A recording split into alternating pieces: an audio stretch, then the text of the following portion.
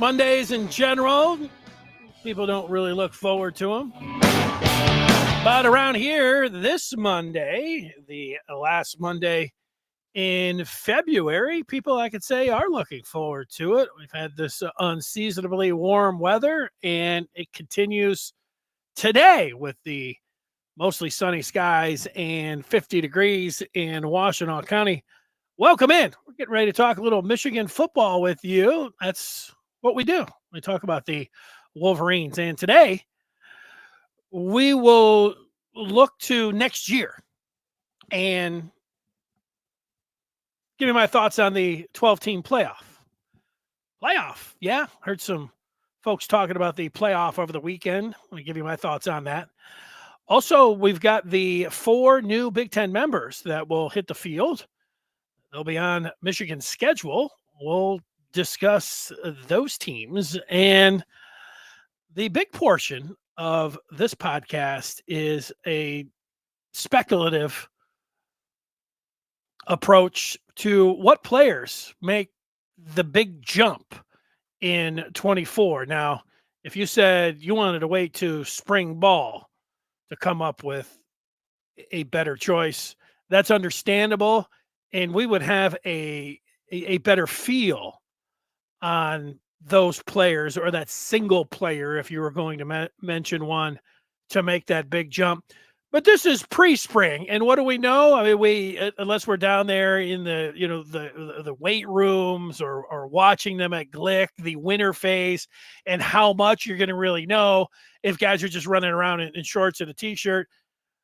Probably not a lot. So we do go back to last year, and you look at the depth chart, and you look at the opportunity, and then you say, that guy's going to have opportunity, and he was flashing last year. So making a big jump, this would be the guy.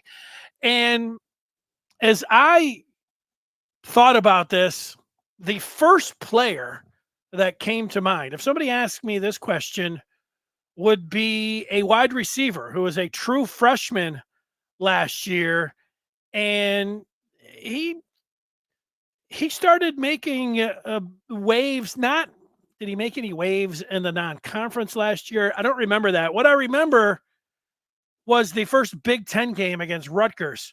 Samaj Morgan had an 18-yard touchdown reception from J.J. McCarthy. It was like, ooh, Morgan. And then as the season went along, he contributed more and more. And you saw him, and by the end of the year, you're like, you got to get the ball in Morgan's hands. He's got to be a part of the game plan. He's that good. And he wasn't just, and then it came up to the Big Ten title game where he made the 87-yard punt return, which was the highlight, the longest punt return in the conference championship, Big Ten conference championship history. But it wasn't a touchdown, but at 87 yards, it was very impressive. And there were some people that I don't think, maybe don't know ball. I'm not accusing you, but there were some people that I saw were like, isn't it fair to question why he wasn't out there on punt return earlier than that? And you can say you can question it, but also the guy's a true freshman, and you're going to put a guy out there who, number one, is catching the ball, or you want the entire package, and you have to prove that. And those are some of the things that you understand, that you don't just put guys out there that, they got to bide their time sometimes, but they have to earn it. And I think we saw that with the way that Samaj Morgan played. Now, if Michigan would have lost the Rose Bowl, Samaj Morgan would be talked about as one of those guys where they lost the game because of him. He muffed that punt in the first quarter. It would just be on him. Yeah, and he's a true freshman, and the defense gave up a long touchdown run right after that, and Michigan didn't get it going offense. This is a hypothetical. If they didn't win it, it would be a lot of blame to go around. But his name, it'd be fair to bring him up. You fumble on special teams. That's a pretty big deal. But what I've saw from Morgan is just the ability, just the football ability. Throw him the ball, he can catch it. He can run after the catch. He can sit down on a route. And there was a touchdown that he had later in the season where they just threw it out to him. It was a screen, and there's just a lot of players around him, and he just picked his way and worked his way through, and you could just see the ability. It's the guy that you have to have the ball in his hand. Now, could he be a number one wide receiver for Michigan? He could.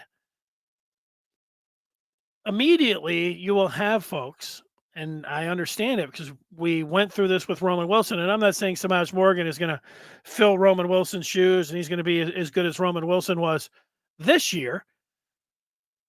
But Roman Wilson last year at this time, you had, I think it could have been local Michigan people, and it could have been national. You'd have to answer that yourself, whoever was out there and who was ever doubting Michigan. And I do remember there was somebody that got in on the feedback, which I always appreciate the comments and the feedback. We read those on the show. But there was somebody saying, I don't know why you're so high on Roman Wilson. He's not even on the top 3 or 4 all Big Ten. And I said, well, that's whoever wrote that is missing the boat. And it happens. Those are tough. I didn't know who exactly it was for Athlon putting that together, but he missed it. But there were a lot of people that did. Even Michigan fans were like, Wilson gets hurt too much. And he didn't look, when you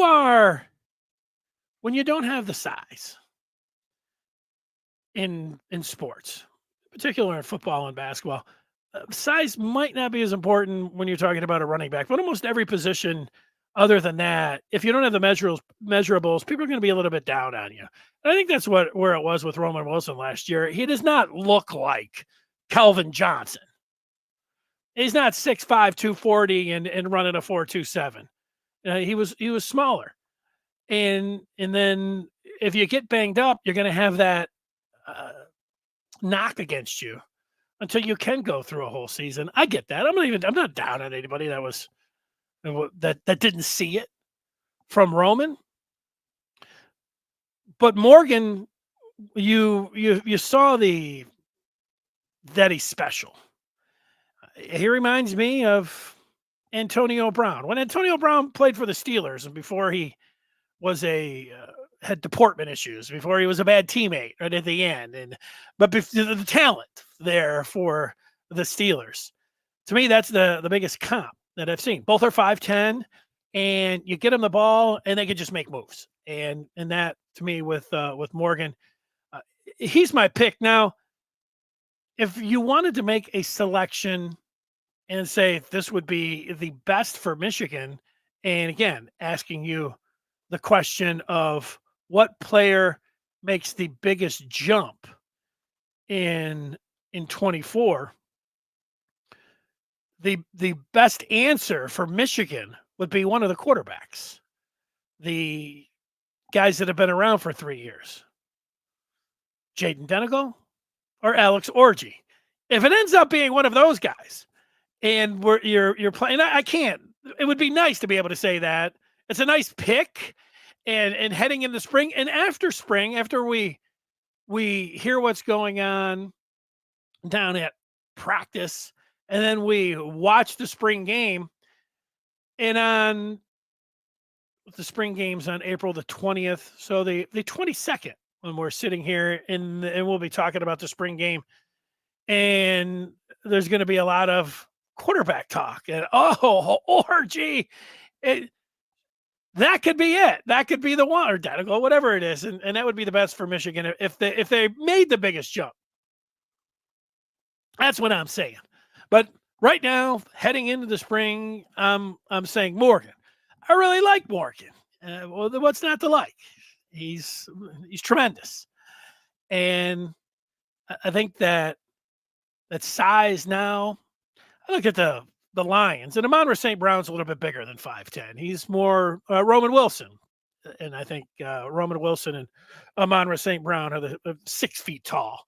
And Roman might even be listed at 6'1". Roman's going to be a good pro. I saw today, and we saw at the Senior Bowl, there were so many of the observers were like, "Wow, this Roman Wilson's really good." Yeah, he's really good. Wait till he runs at the combine this week, and he goes sub 4.4, and he goes sub 4.3. So yeah, he's a good one. If you're one of those of the NFL scouts, or you get a Twitter account that people love to follow, and you're at the combine, and you're downtown Indy, and you're at the Hooters where everyone goes to hang out. There's only a couple places in downtown Indy that they go. You go to the steakhouse, or you go to the Hooters, and that's about it. And they all sit around talking, and they'll all have their stopwatches, and if they get a little 4.27 from Roman, people get excited. The combine, you get excited. You can't get too excited even about blazing fast 40s, because if you look at the records of the receivers in particular that have the best combine 40s, the top 10, there's nobody that you're like, wow, you would have thought. I would have thought, you would have thought too, that if you look at the top 10 combine 40s for wide receivers, that there would be some stars in there. And it's not really like that. It's like, there's not, in fact. But you get guys like way back in the day, Brian Urlacher. Where did he come out of? New Mexico. And this guy, he's a safety, but they project him as a linebacker. He's throwing this around and a shuttle drill, and he was a workout warrior. So was what's this guy from the Eagles, Mello Lua, something. But he's one of those guys too that I'd never heard of, but was a combine freak. The one that we all know, and I've already mentioned him on this podcast, who was an absolute combine freak. And I knew somebody that was there in Indy, and it was 2005 or 6, and he had a stopwatch, and it was 9 a.m. And this Georgia Tech wide receiver who had to borrow shoes to run in at the combine ran a sub 4.4 at 240 and 6'5", and his name was Kelvin Johnson.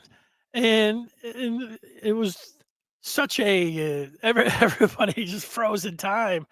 And he has talked about what he was able to do at the combine. Combine starts today, so I'm talking a lot of combine and looking forward to of some of that and the measurables, and looking forward to seeing JJ throw.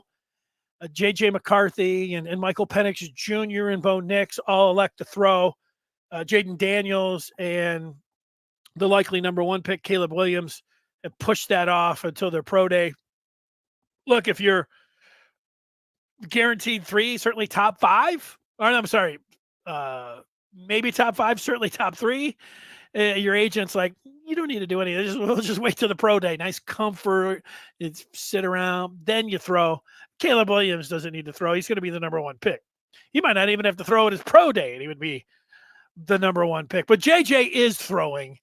And that's good. Let's see on the feedback where the people are at about somebody pre-spring that they're identifying that could be that take the biggest jump next year. BN says he has a lot more speed than Brown, but you're right, size-wise, and they are similar. Yeah, oh yeah. Well, Antonio Brown, I think ran a 4.6. So yeah, not the perfect comparison when it comes down to AB. And here's the coach looking good. Hope you're doing well, JP. That's good. BN saying he thought that they read in the spring that they had Roman at 4.33 in the 40. What I remember about Roman Wilson's speed is that DJ Turner, the Michigan corner, who the Bengals ended up selecting, the corner out of Michigan, whatever he ran at the combine, did he run a 4.27? That almost seems too fast. Maybe he ran a 4.35 or something. It was incredible. You could look it up. Maybe it was a sub 4.3. It was something crazy. And then Harbaugh, I was listening to one of those interviews that he did, and he's just talking about the players, and he says, and yeah, DJ Turner, only one guy can run with him, and that's Roman Wilson. They're like neck and neck, and they're right there, right, dead heat when they run. Two fastest guys on the team, and then so if you were going to bet, if somebody asked me, here's $100 at plus 100 for Roman Wilson to run a sub 4.4 at Indy, I would bet that. Now, would I bet that if to run a sub 4.3? I would need, maybe if you give me like plus 750 or so, like maybe I would. You don't know what kind of day he's going to have, but I would bet, I would put big money on him running he's going to run really well, right, Mos? Roman Wilson's going to run a sub 4.4 at the combine. JJ is going to be very interesting. As I like, we all like JJ, and I think JJ, when people ask me, I think he has a chance to be as good as Caleb Williams or Drake May or Jaden Daniels or Bo Nix or Michael Penix. And I try to put myself in a situation where I'm a GM. Like, I can say this all day long, but if I was really the Bears, would I really take JJ McCarthy and and trade Fields and pass on Caleb Williams? Would I do that? No, I wouldn't. But if I was who's got the number 2 pick? The Commanders. I don't want JJ McCarthy to go to the Commanders. The hard part about me saying that I would take JJ over Daniels or May is just what I keep seeing from some of the say, call them experts out there, but Hasselbeck on ESPN was talking about quarterbacks in the last 15 years that he's been on ESPN, that he watches film, and he says Mays is as good as any of them, as good as any of the quarterbacks that he's seen in 15 years. Now, that's high praise. Now, I watch May and I see highlights of him, and he looks a lot like Justin Herbert from the Chargers, who Harbaugh has. That's the comp. That's who he looks like. The size and just even how he plays the game. And so when I hear that, and then I saw who else, Joel Klatt. Joel Klatt had a similar type. I was going to say a quote. Maybe it was on his podcast. Maybe I just saw it was a tweet. He's had the same type take, same type opinion on May. Like, these guys are just bonkers about him. And Klatt, Hasselbeck, guys that play the position. You listen to a little bit of that. It's not everything. And sometimes these guys, especially new guys at it, can throw something out there, and they want to be so like strong in their opinions. That's kind of the game. Like, this guy's going to do this, and this guy, Chris Sims, is an interesting one, because Chris Sims, he'll go off the board. And I haven't seen what he has said on these quarterbacks, but Sims will say something like, if Sims came out, again, he may have already done this, but this is what he does.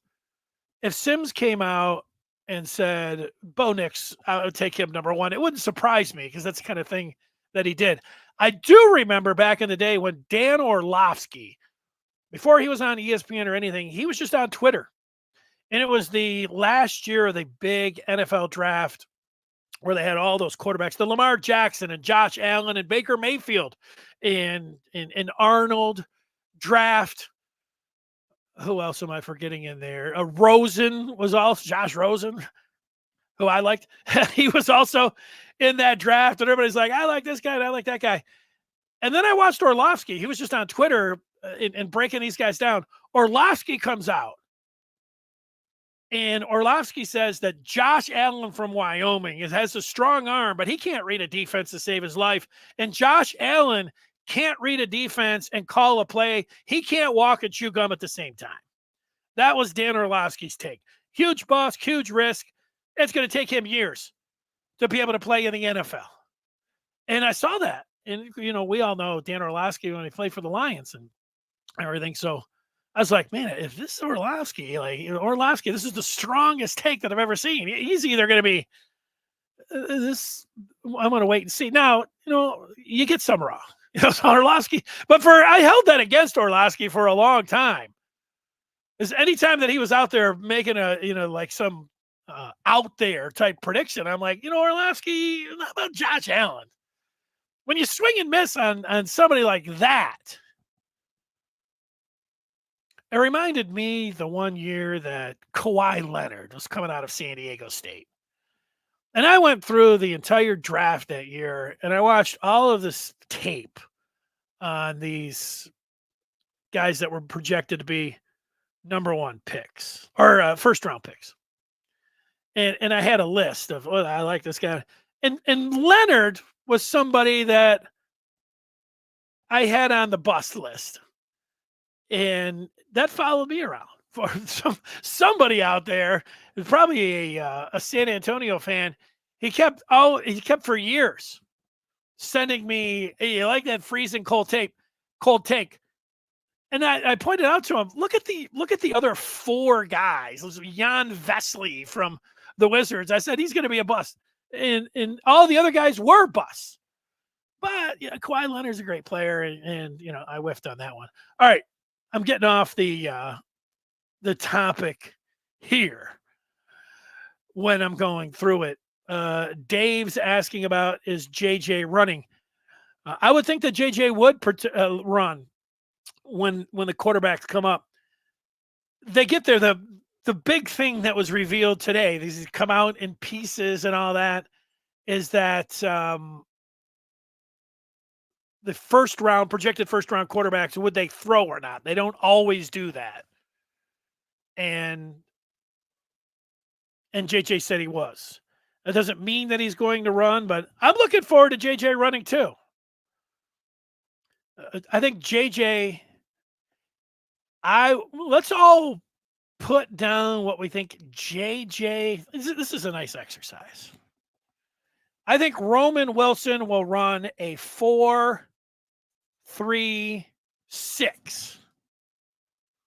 I think JJ McCarthy will run a 4-5-2.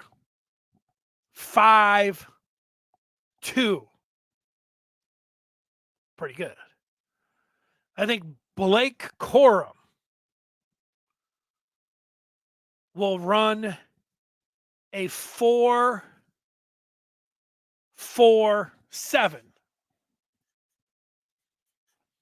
Who else? Who else do we want to speculate on? Those are my numbers. Tell me what you think. 4-3-6 from Roman, 4-5-2. Am I too high, too low? And then 4-4-7 for Corum. You might think that's like too fast for Blake Corum. There are times that I can recall during his career, people say, Corum doesn't have the breakaway speed.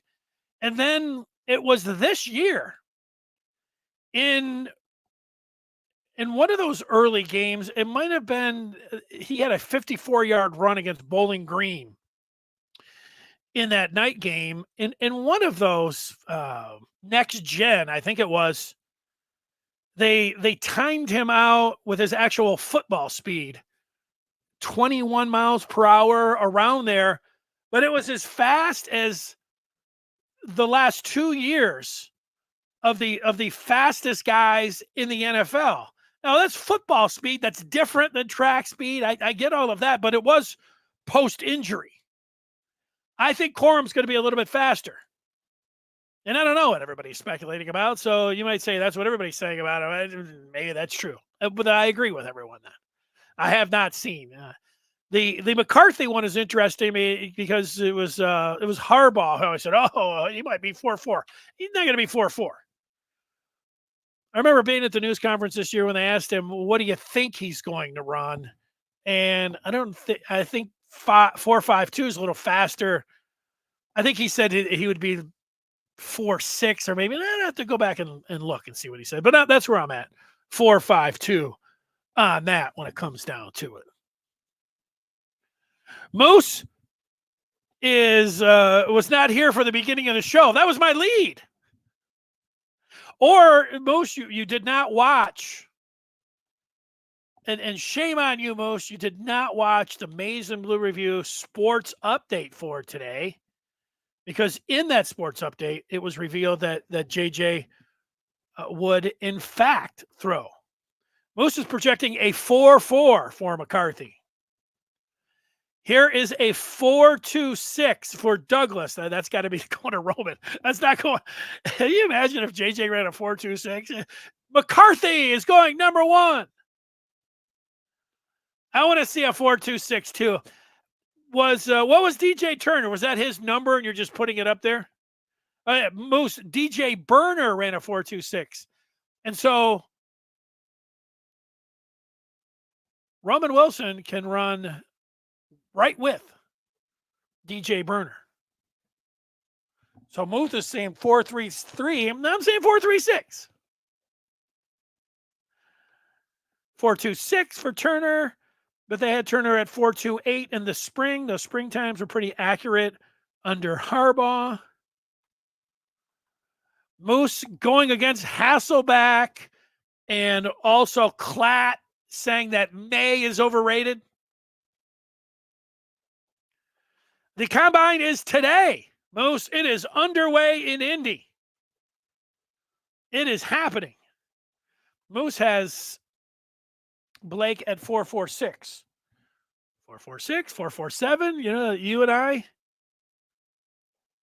and I, Moose, and you think JJ is faster than Corum. There's the bet that we can make. I think that Corum will be, Moose, you and I will have that bet for something. I'll have Corum being faster than JJ. That's where it's at. So I went through some of the players that I think pre-spring that make the biggest jump in 24. And Morgan, you might already say that he's made that big jump the way that he played last year. But now, if he's not the number one wide receiver, I would say the number one target, I think we could all agree, is going to be Colston Loveland. So they're going to have to bracket him, and they're going to have to do some things to try to take Colston Loveland away, which is only going to help the Michigan wide receivers, and it's really wide open. Tyler Morris would be a good pick. He had the touchdown where he looked like he was a sub 4.4 guy burning down the field, scoring against Alabama. Great pick, and Tyler Morris to make a big jump. Made the big play late in the Rose Bowl.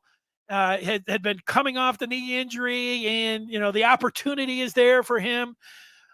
Let's go with Tyler Morris. Nice pick. Samaj Morgan would be a good one. You could also go to Carmelo English, which was the highest rated wide receiver out of that trio of wideouts, along with Morgan, and the other guy was the one out of St. Louis, Frederick Moore, which wouldn't be all that bad of a pick either. So a lot of, and then guys that can make a big jump on offense, it's really easy because you got all the offensive linemen that you could go through. I think Piercy's going to be the guy.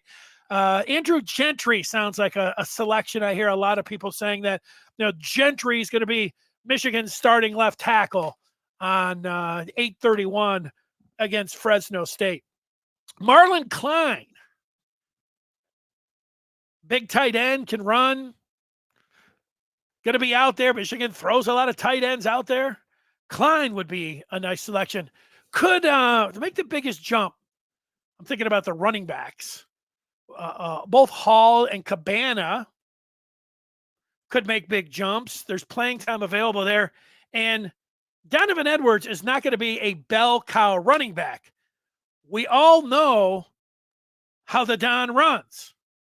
He is a home run hitter, but he's going to strike out an awful lot. And you have to have a complimentary back with Donovan Edwards. It reminds me a little bit of like in the pros where Tony Pollard.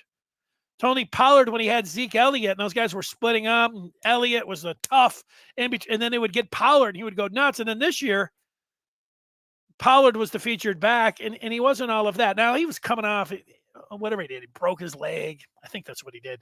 So that could have been a factor as well, but I think it still remains the same. It's Donovan Edwards has always reminded me the most of Alvin Kamara from the Saints. And when Alvin Kamara is at his best, He's catching a lot of footballs out of the backfield, but he also has a bruising running back with him, whoever it's going to be. It was Mark Ingram when he was his best, right? And then he had last year the former Lion running back in Williams, and then he also had another big back there in between Williams and also Mark Ingram. And it was he played for the Raiders. Latavius Murray was also back there. And if you had somebody else, you say, "Oh yeah, him too." Maybe there was somebody else in there, but could Donovan Edwards be that guy that would make a big jump? That's not the one. I would go to the young backs. Khalil Mullings, what an opportunity that he has, and they like him, and that Sharon Moore is a lot like Jim Harbaugh with wanting to pound the rock to smash. Sharon Moore wants to smash. I think that Sharon Moore sits around in the first weeks of him being on the job as Michigan head football coach, and he says, "Mullings, that's my kind of football." I just said that's Khalil Mullings and is going to be a favorite of Sharon Moore. You just know it. So all of those guys on offense, and then Crippen, El Hadi. We go through all the wide receivers. The defense could be a little bit different. I identified both Zeke Berry and Micah Pollard as guys that I think can make big jumps and get in there. But, the defense is looking pretty good. There were a lot of people that 30-day window open. And what about the continuity? And Michigan lost some guys and some coaches, but I like Keon Sabb a lot, but they just lost Keon Sabb as we hang in there and one recruit. So that's it. What channel is the combine on? Don't say the NFL Network. I think it's on the NFL Network. It's Ernest Hausman for BN, who's going to take a big jump. That's a good one. There's always, let's see what Michael is saying. It's starting to smell like garbage in Ann Arbor. Why is that, Michael? Starting to smell like crap in Ann Arbor. Why is it starting to smell like crap in Ann Arbor? You'll have to enlighten me. I don't know. Now, maybe you're talking about the basketball team. I don't hate it. I could see that would be what you're talking about. Woo! The basketball team. Yeah. The basketball team has just got to play out this string. I'm not saying don't watch them. I'll be watching them. Thursday's their next game against Rutgers. And, you don't understand, that game starts at 8:30 at night. But Sunday they play down at Ohio State. That's nice. CBS, Michigan, Ohio State. That should be a good game. Anytime Michigan's playing Ohio State, anything. And so, that'll be nice. And then they'll, who do they play the last? Oh, they play Nebraska, the home finale. And then you'll have the Big Ten tournament on that Wednesday. That's my guess in what Michael was coming up with. And he's given me a thumbs up on that. I'm just going to let it play out. Let it play out. And there's no reason to be coming on here. I've given you some names. I've given you the guest. There's a lot of people ask me. I was at a gathering on Saturday, and my friend was telling me he was going to get Michigan baseball tickets. And I said, "Oh, Michigan baseball tickets." And I said, he said, "Yeah, great price." He says, "I was going to get basketball. I'm glad I didn't do that." And so then he asked if I thought that there was going to be a new basketball coach. And I said, like everybody, hopefully. And is it in the probably? I think it's in the maybe. Probably would put it, I guess you could just say over 50% is probable. Is that probable? Is it likely? I'm not going to say it's likely. I'm ready to say it's probable, but not likely. That's where I sit.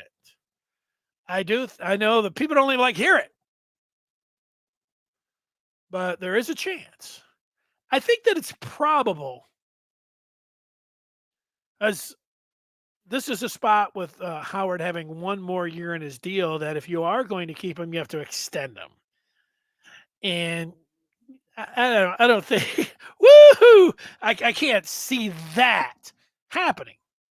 So I think there will be a new basketball coach in Ann Arbor. All right, so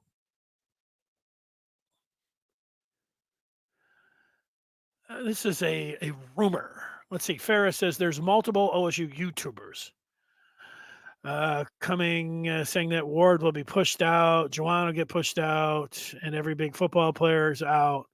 What is going on? Well, what is going on is that Ferris, you're listening to Ohio State, and I don't like when you just say YouTubers. Like, so I am involved in that group, and you could say whatever you want. I would say consider the source. Now, I don't know. Are any of those guys respected? Uh, have any of them have any journalism backgrounds? Are these guys just like fans that have are just cranking it up? I would put no I would put nothing behind that, but you would have to know the guy. But even if you say, well, this guy worked in radio, there's a lot of people that, and even people that cover Michigan, and this is the dangerous part. It's works out where you can get a job and you can be in the business for a long time, but a lot of these guys are just fans. Not just, I mean, we're all fans to us, but I think the people that get into it that you have to have some bit of to be serious about it. And I would put this where I consider the source on that. And I know Ohio State has said some other things. They were the ones that had the smoke originally with, oh, it's something's happening with Michigan during the season, and they were right about that. So, but you know, I don't know. I can't say. People send me Ohio State podcast all the time. My DMs are open on Twitter, so you can send me whatever you want, and I do get a lot of people. I appreciate people, sending me info and all of that, but I'm not watching any Ohio State uh, YouTubes. And it's a little bit like with the people who send me some of the competitions YouTubes. Not that I wouldn't watch something on Michigan, but for the most part, I mean, I'm familiar with most of the people that do it. I don't have.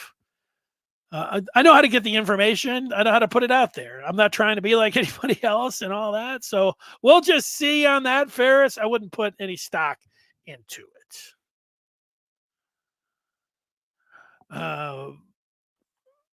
Freelim is saying that they're clowns. Hey, now those guys, they've been working in Michigan, and oh, you're talking about the Ohio State guys. I was trying to be funny on that. Banging around my computer a lot. I do know that. All right, let's get to the last few things in here. Yeah, these glasses get crooked. They're nice bend, but not with so much when it comes down to wearing them like this. So we have two other things. Get your opinion on this. We got a 12-team playoff and then the new Big Ten members. All right. I mentioned the 12-team playoff because it is happening. I was listening to the radio, Sirius radio, and it was the college sports channel, and these guys were giving their opinions on the 12-team playoff. And then later, I was listening to some host on ESPN radio, and they were doing the same thing. And I thought, okay, this is more than one. Anybody can say anything. But these guys were already saying, let's go to 16. Both of them were. They didn't like the 12-team playoff. They wanted to go to a 16. Like, we haven't even gone through 1 year of a 12-team playoff. We've got people pushing for a 16. And it's okay to talk about anything. I like that college football has changed. For the first 25 years, that I was in sports, all the off season was always talking about things that got really mundane because it was the same topics every year and it never seemed like it was going to happen. Big Ten expansion, college football playoffs, paying the players, maybe some of the other oldies but goodies, with Notre Dame joined the Big Ten. Every year, the same thing, and it didn't look like any of it's happening. And then in the last couple of years, it's all happening. And so, talking about anything is fine. But I think this 12 team, a lot more, 8 more. If we're counting it out, 8 more teams, including in a playoff, that's double the size, triple the size, right? From where it is, double the teams coming in, triple the size. And I've heard some critics, well, this is going to really affect the college football season. This is what makes college football different from the pros. And now it's going to be like the pros. It is trending towards being more like the pros, paying the players, working it like a salary cap. The transfer portal is like free agency, and all the thing is like free agency, and figuring out the money. That's a lot like pro football, being able to sign deals of millionaires in college. It is going that way. But the thing that I like about it, if we had teams that took their first 3 conference games and they played one easy one, and then they took the other 2, and they made them attractive games, that intersectional games, rivalry games, games that you could lose, games that people wanted to see, that would be one thing. But for the most part, it doesn't happen. You give the athletic directors and the coaches the chance to make the non-conference season. They just want to schedule wins. And the thing about it is most fans, they're right there with them. They're like, we want to duck everyone. We just want to win. We don't care. Line up the 3 easiest games that you possibly can. I don't know if it's a 50-50 split. I think there are more people that like to see the entertaining games, but man, there are an awful lot of people that just say, give me the easiest schedule in the world because I only care about winning a championship. And I get that. Well, in 10 years, people go back and say, oh, yeah, but Michigan had those first 3 real easy games against East Carolina, UNLV, and BG. So I think we are trading a little bit of a specialness where if you lose a game, certainly if you lose 2, you're done. You can lose. Michigan, let's take Michigan. They're a good example. Michigan could lose next year to Ohio State and Oregon. Those are the 2, what look like their 2 toughest games. And they could still make the college football playoff and win it all. I like not that I like that 2 can get you in, but I guess I do like that. I in the NFL, it's going more towards an NFL. Let me explain why I like it. I like it because we're getting more competitive, entertaining games at the back. We are going to have to rob a little bit of the specialness of the regular season, a special Saturday in September where just everything is on the line. But at the back end, we get the payoff. It's not all one thing like, oh, yep, absolutely, this is the greatest thing ever. No, there is something to be said about those games that you lose. There was also, that's what made last year so great about Michigan winning it. Michigan, Ohio State last year was for getting into the Big Ten championship, where in years ahead, like next year, in this case, let's say Michigan just loses to Oregon and then loses to Ohio State. Michigan could come right back and they could be in the Big Ten championship game against Ohio State. And then they could be and they both could be, they probably would be the 2 teams that are going to be in the Big Ten championship, and Oregon will probably be in there as well. So that you can argue that, and it's understandable. That's an argument that you at least have to recognize that that one single game isn't going to be as great with everything on the line as it has been in the past. But I am willing myself, if I was the czar or if I was in charge, I would say, yes, let's do it, because I'm going to get a few more games here at the end. And I'm willing to. I still think it's going to be, I still think people are going to be into it. And if we are, I know some people don't like to compare college football and pro football, and people hate pro football. But in pro football, it's not a bad thing to see the Green Bay Packers twice a year. If the Lions played the Green Bay Packers, they could have in the NFC Championship game for a third time, that would have been okay. It still would have been great. It wouldn't have spoiled it, where people are sitting around saying, we've already seen these two teams play. No, they split, and they both won at each other's field. Now they'd have been playing at Ford Field in the NFC Championship game, but it still would have been pretty cool. So that's my thought on the 12-team playoff. I like it. I think it's going to be a good thing. It's pretty cool. Kevin does not like our chances, or does not like our chance against Texas. Well, on that list, when I said Ohio State and Oregon are the two toughest teams, Texas is the third toughest. So, yeah, they get their quarterback returning, and they went to Tuscaloosa last year. So, yeah, that's going to be a tough one. But Michigan can win that game. I saw a spread.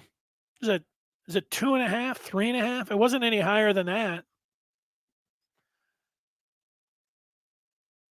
Michigan, a 2.5 point favorite at home against Texas. They can win that game. Rico, we shouldn't be playing OSU multiple times. Yeah, you're not going to like that?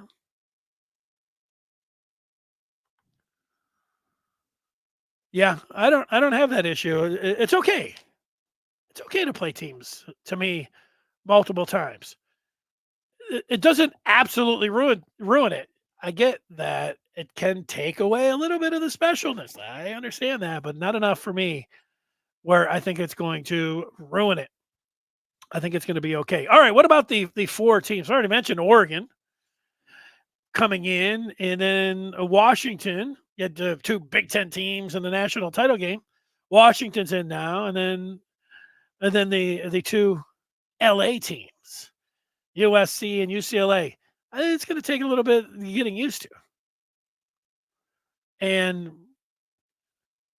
the travel seems ridiculous for not so much football, but for other sports, flying all around to the coast and all that. But this is football. What was it today? Who was saying it? That there's going to just be more expansion this year. Get ready for 2 to 4 more teams for the Big Ten. Okay. Yeah, we're going to have the two conferences, and that's the way it's going to go. And to stay with the theme about it turning into the NFL, it's going to be NFC and AFC. It's going to be the Big Ten and the SEC. In the end, I think that is probably accurate in the way it's going to go. And so we just try to have fun with that. The NFL isn't so bad. What's the most special thing about college? Is it that one game means everything in the world? Because you still can drop a game, but it's that you can't lose 2. But now it's what, you can't lose 3 or 4. But the advantage is you get the games at the end. These guys that I were listening to that were talking about the 16-team playoff, they both thought, remember, one was ESPN radio and the other one was college radio on Sirius, and there were different hosts, but both of them had the same opinion. Like, we're just not going to have the same arguments that we get to have all the time about who's that 5th team, because it's not going to be as big of a deal at who's number 13, because they were looking back. I think it was LSU this year, and they got rung up for 50 points, and they were both saying the same things about, and if they're 16 by that point, we're really going to care about this, be able to argue about a 17 team. I think that they have a point. A lot of people do like to argue about who are the top 4 teams and who are gonna be the top 12 and who's number 13 and getting left out and all of that. But for me, I get the argument. I like arguing. I like discussing it, but that's never even close to being number 1. It's about the games and the games being played. It's not special to me to be able to sit around and chew the fat on who are going to be the 4 teams and the scenarios and everything else. Where again, it is fun. It takes me back to a guy that I used to work with in Ann Arbor who is still there and goes on the radio once in a while as an analyst or an expert. He thought that one of the best things about college football, this was before the college football 4 teams. It was before the BCS. So this was prior to 1998. He didn't want to go to a playoff because he thought the best thing about college football was being able to argue about who deserves to be number 1. Between the Rose Bowl with the Big Ten playing the Pac-10 back then and all that. That was the most fun thing for him in college football. Not the games, the argument, all off season. And again, he had a little bit of a point. People did like arguing about it. Oh, this and that. What have we played here? I like to actually see it play out. I don't mind that argument. I actually like seeing it play out on the field. That's what I like the most. So that's where I'm at. That's what I have to say. And let's see if anybody else is weighing in. Dave says, growing up in Michigan without a pro football team, it was all we had. A little shot at the Lions. Hey, Dave, I used to take shots at the Lions all the time. But right now, where they're at, I don't have any, I'm not taking any shots at the Lions. They have arrived. I don't know how long they're going to stay there, but they are here. But yeah, mine wasn't even a shot at the Lions. They were the worst franchise in professional sports history. That always got a few people to call up. Immediately there'd be somebody, well, what about the Browns? Browns is a pretty good argument. Browns are really bad. Browns are a terrible franchise. Oh, they lost their team. they lost their team. Pretty bad franchise. They're always like, it would be the Lions. The Lions went 0-16 in 08. Lions snatched that title away from the Browns. The Lions are the worst organization of all time. And then the Browns grabbed it back. But then the Lions snagged it back. And it looked like the Browns were, headed way up. They had Baker Mayfield. They made the playoffs. They beat the Steelers. And it was wow, the Browns, the doormat of all organizations. Here they go. And then they signed Deshaun Watson, which makes it, they got this $250 million collar around their neck. They are the worst. And then the Lions have now jumped up. The other franchise that people like to put in there, they put the Clippers. The Clippers are pretty bad. The Clippers don't make it out of the first round of the playoffs when they get there. Maybe with Larry Brown 20 years ago or something they did. And I know if Kawhi Leonard and Paul George and the couple other guys that can stay healthy, they're in a pretty good spot right now. They're opening an arena. They're Apple owners, but they're pretty bad. But the Lions had some competition for being the worst organization, but it was their owner. And the thing that we always said about the Lions is until they sell the team, it's never going to get any better. And we were wrong about that because I like to just call her Sheila Hamp and drop the Ford. Whereas a lot of people, my wife don't like me to say Fords. You keep that Fords on there, but just Hamp. Sheila did it. So here we are. Yeah, growing up, it was bad.